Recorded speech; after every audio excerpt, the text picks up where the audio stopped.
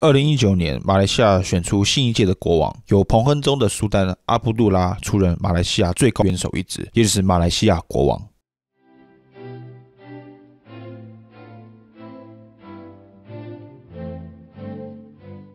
Berikrarlah kami dengan sesungguhnya dan dengan sebenarnya mengaku akan taat setia pada menjalankan dengan adilnya pemerintahan bagi Malaysia。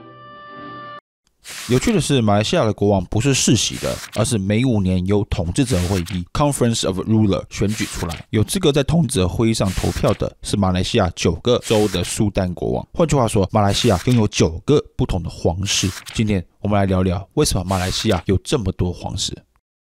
Prime Minister, who was himself of royal blood, believed that Malaya should have its own king. But there was a problem.There were 9 powerful and assertive Malay sultans. Which one should be chosen?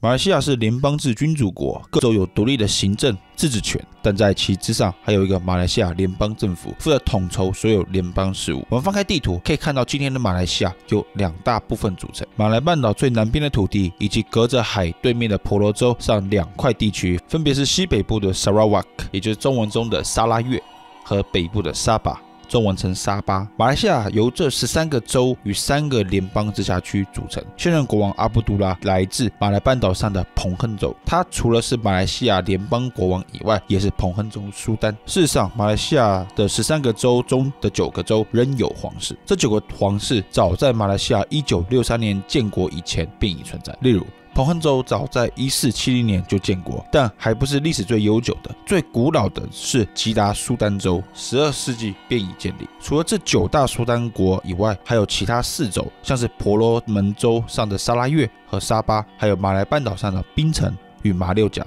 他们没有皇室，但有州长，也就是 governor。但马来西亚的州长不同于中文世界一般认识的州长，马来西亚州长并非经由选举产生，而是马来西亚国王指定。从这个意义上，马来西亚是个以伊斯兰为国教的国家，一切政治任命权掌握在9个苏丹组成的统治者会议和国王手上。但是马来西亚的州长没有行政和立法权，行政与立法权是由各州民选议会的和政府所掌握的。所以马来西亚的政治体制是国家与下属13个州都有虚位元首，同时各级又有民选的政府组织，这是一个非常复杂的政治制度。那么为什么马来西亚会设计出如此复杂的政治制度呢？原来又跟曾经威风一时的大英帝国有关。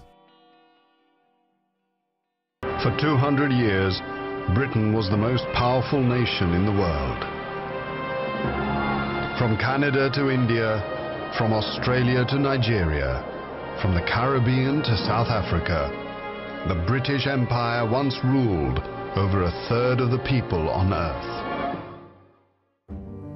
在为什么新加坡有这么多华人那期视频中提到，18世纪中叶开始，英国东印度公司控制了孟加拉地区，并以此为基地向东扩散到马来半岛和马六甲海峡。英国人首先在1786年向吉达苏丹国手上得到了槟城，东印度公司为了得到槟城提出交换条件，一方面英国出租槟城，二方面东印度公司提供吉达军事援助。事实上，18世纪末时，吉达苏丹国遭遇新兴的缅甸与泰国的威胁，吉达几乎要被打趴了，所以急需第3势力的军事援助。英国趁此时间进场，得到了槟城。至此，英国东印度公司从槟城为出发点，开始蚕食马来半岛。1819年，英国人在新加坡设立殖民据点。1820年，英国与荷兰签署协议，确定了彼此的势力范围。英国得到马六甲。1870年，9大苏丹国之一的霹雳苏丹国在外受到暹罗的侵略威胁，在内又搞不定华人黑社会。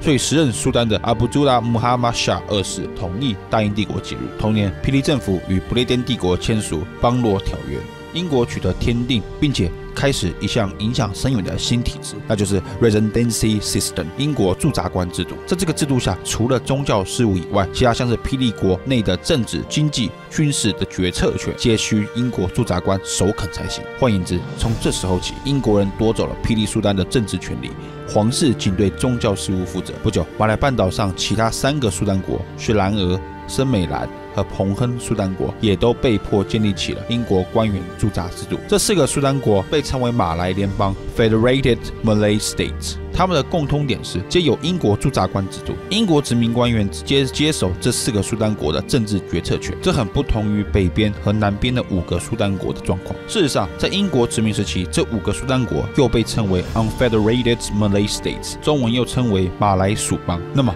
这5个苏丹国为什么不是马来联邦，而是属邦呢？两者有什么差别呢？ Britain's imperial history is a story of contradiction, discovery and progress, prejudice and oppression. 19世纪末20世纪初，世界正在改变。18世纪崛起的东南亚强国暹罗也面临大英帝国、法兰西帝国的步步紧逼。当时的泰王朱拉隆功，也就是拉玛5世，决心进行现代化运动。当时的暹罗对于欧洲列强直接冲突有所警惕。当时北边蓝色的4个苏丹国长期以来向泰国政权朝贡，属于暹罗王国的藩属国。然而，英国人希望将这4国纳入自己的势力范围，因为此地是当时重要的工业原料锡矿的产地。为此，如同19世纪欧洲列强找借口和中国打仗一样，大英帝国一直想要找借口和暹罗打一仗。泰王朱拉隆功不愿意直接和大英帝国对抗，所以同意在1909年与英国签署曼谷协定。英国帮助暹罗的现代化事业，而英国得以控制原本向暹罗朝贡的北方4苏丹国。当时整个马来半岛仅剩下柔佛苏丹国还没有被英国吃掉，但5年后的1914年，在经历一连串经济危机与政治内斗，最终柔佛也被迫成为英国的保护国。而这5国就是所谓的马来属邦，他们与马来联邦最大的不同是，英国在这4地没有采行英国官员驻扎制度。实际上，英国视这5国为保护国，虽然也派遣帝国顾问，但这5个苏丹国仍保有自己的自治权，王室也非马来4联邦那般只是橡皮图章、虚位元首。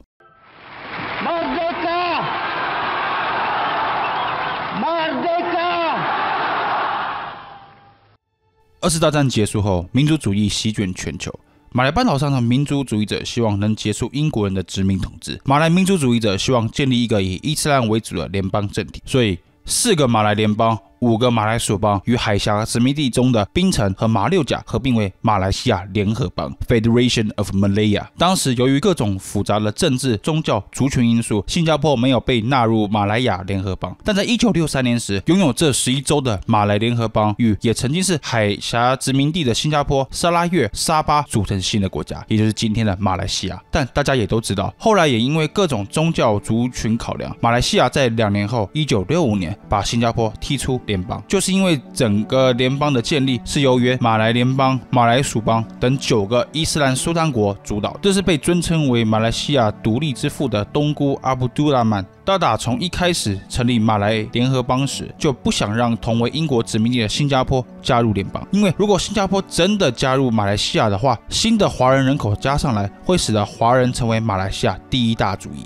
马来成为第2大。这不符合东姑预想的新国家，一个伊斯兰的马来国。事后，新加坡总理李光耀曾回忆说道，东姑一直以来都反对合并，他基本上就是担心新加坡的华人与原本马来联合邦内的华人加起来会损害马来人的利益。东姑想建立的国家是一个伊斯兰国，所以从这个意义上来说，这9个苏丹国王室具有重要的象征性价值。这就是为什么马来西亚有9个皇室的原因。因此，马来西亚才创立出如此复杂的政治制度，每5年由这9个苏丹国王室轮流来担任马来西亚的国王。但为什么婆罗洲的沙拉越和沙巴也被并入马来西亚呢？